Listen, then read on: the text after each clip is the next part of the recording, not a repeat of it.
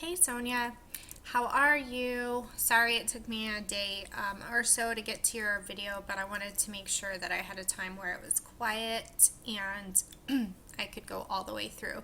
So I have your Dropbox open right now. I'm going to open this image up in Adobe Camera Raw only because that's where it defaults right now when I double click it. But the changes that we're going to make in ACR are exactly what we would do in Lightroom. So if you prefer to do that, then that's fine.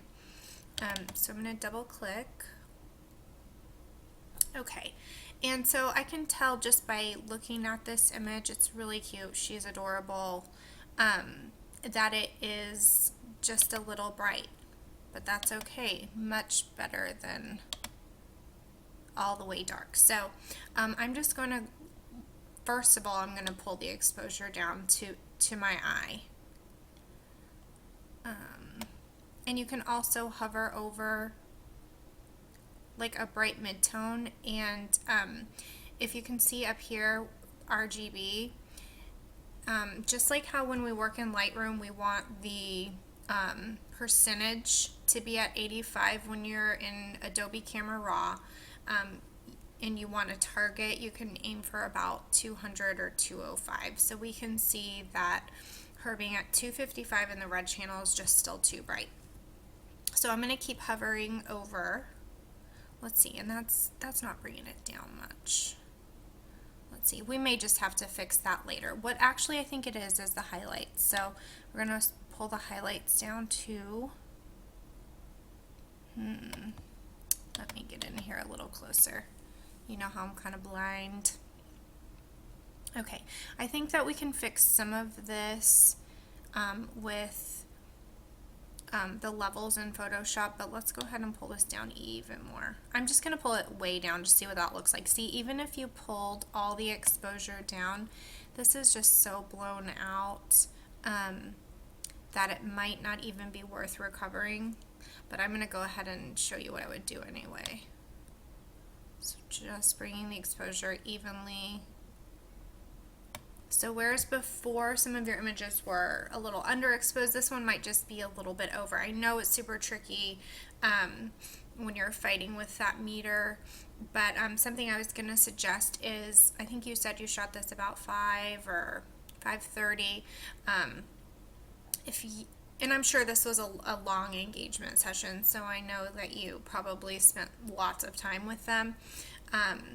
For this shot, I would have waited until the sun was just a little bit lower, like maybe, I don't even know what the weather is doing right now, who knows, but you know, maybe about 6 o'clock, so the sun wasn't so bright on her, because in this situation, it's just, we can do everything that we're going to do, but it's still going to be kind of blown out right there on the side of her face. And the yellow that you were seeing, all of this, I think is a reflection from her necklace. The sun was shining on her necklace and it bounced up onto her face and kind of underneath her armpit there. So what I would suggest doing, let's see if we can bring the vibrance down to just a little bit, and we'll do that a little bit more. That helped a little. So let's find something. I'm just going to zoom back out. Now we know that his shirt is white, but it may be too bright. Let's see if it'll let us use his shirt for white balance.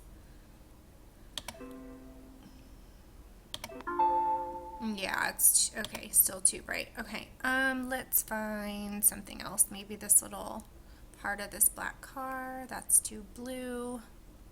How about up here? There we go. Okay. That's great. So see, if we get the white balance correct, it's actually even warmer. So with just a little bit more magenta. So anyway, I think we'll pull this down just a tiny more. And it's looking really contrasty just because of that, you know, really bright light coming in on them. So I think I would pull the contrast down just a little. Yeah, I think that looks better. Okay. Yeah, they're still really bright. Let's see what happens if we pull the highlights way, way down. And see, if you do this too much, it can end up looking just really weird. So we want to be subtle.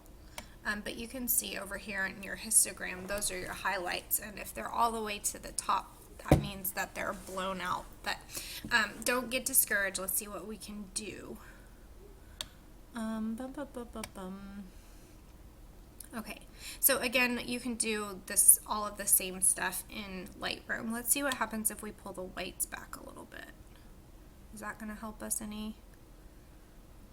Not a ton, but we'll just go ahead and pull the whites down a little bit, because right now this is considered a white and this is considered a white, all of this.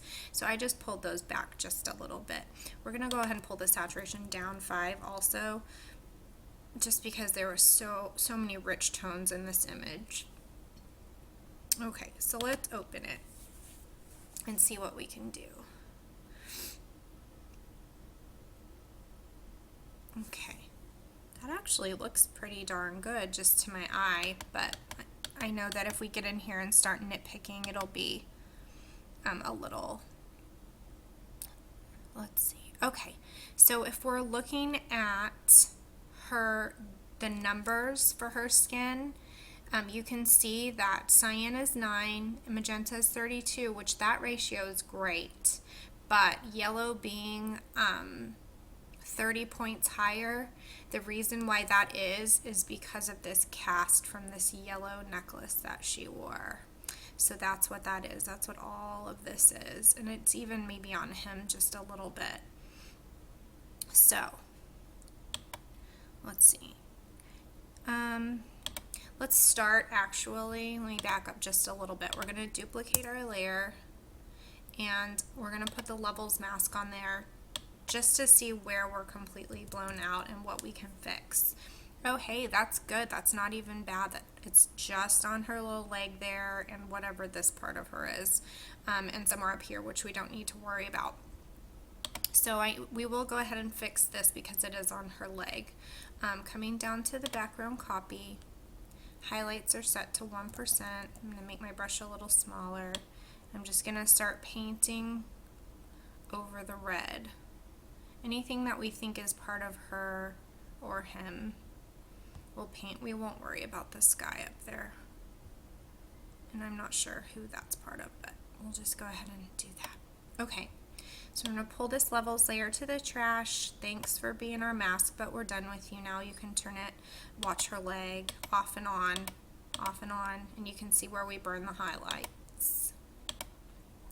Okay, so that's good to know that her skin isn't completely blown out, and I think it's looking pretty good once we fix this color cast. Okay, so to do that, here's what I do, and there's tons of different ways you can do this. This is just my method. I come to the vibrance layer. I've duplicated my layer, make a vibrance layer, and then I'm just going to pull the vibrance down, down, down. And you can just see the yellow fade away from her. So on, off and on, okay? You can watch it fade away from her. Now, say we didn't want to bring the vibrance down of the whole image, which maybe you do, but if you don't, click on your mask and hit Control-I. You're going to get a white brush on a black mask and do this to taste, but we're going to start at 100% and just start painting away the yellow. And this is my favorite way to get rid of color casts. Let's see. So brush. We're just going to come in here and start painting away some of that vibrance, which was caused by this really cute yellow necklace, but maybe a poor choice in hindsight. Okay, can get some of it off of her hairline, the tip of her nose. You want to be pretty even with this. We don't want her to have yellow spots. And you can use this trick for anything if you have somebody and their hair is, I don't know, too red or something. So you do that. We won't really do that for her, but it's a good trick. And I think just let me see what it does up here. No, I don't like that. Okay, we're going to leave that side of her face alone because it's in a shadow. And if we take the vibrance out, it's going to look gray. Make sure we're getting right underneath her arm where that cast is. Oops. And again, that for some reason that back of her arm is in a shadow. Let's see. Okay, so that's looking lots better already. I'm gonna pull this down, and maybe it isn't just from our necklace, because it does seem to be a bit on her legs too. So I think it's partially her necklace and partially just that warm sun that time of the day. Here, I'm gonna have to get in even closer because I don't want to make a silly mistake. Let's see, brush.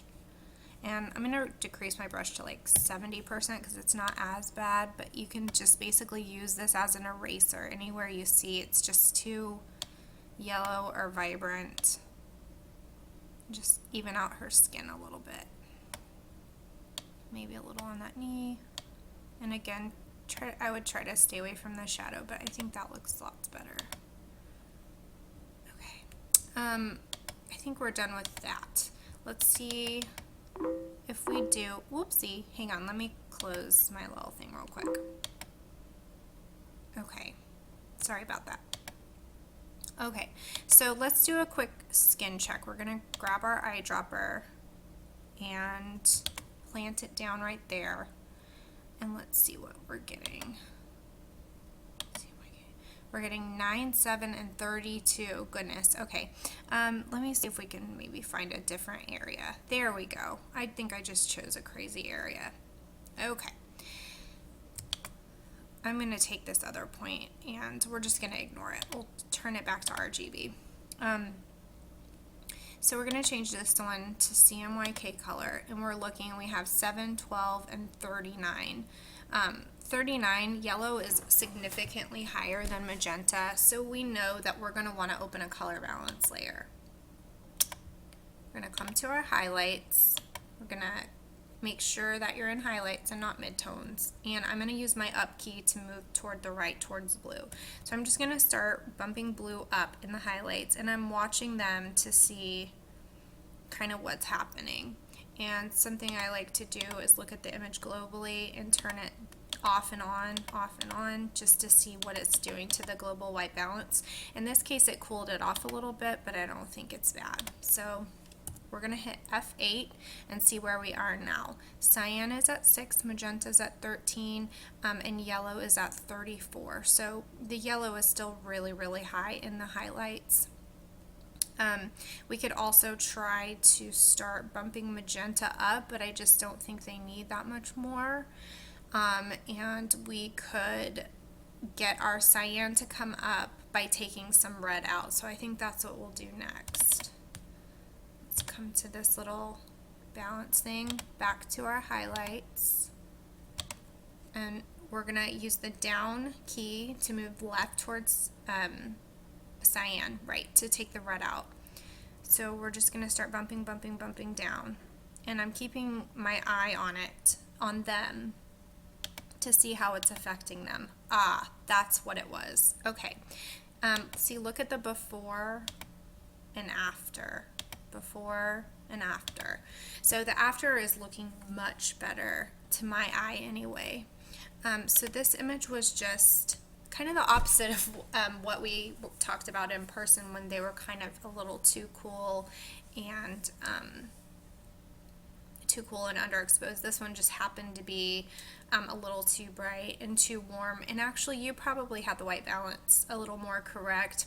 When I used this as a neutral gray, it made it a little too yellow, so that was my fault. But let's see where we're at now. 7, 9, and 32. Let's kind of move around a little bit and see what we're getting. Let's see, maybe, okay, here we are.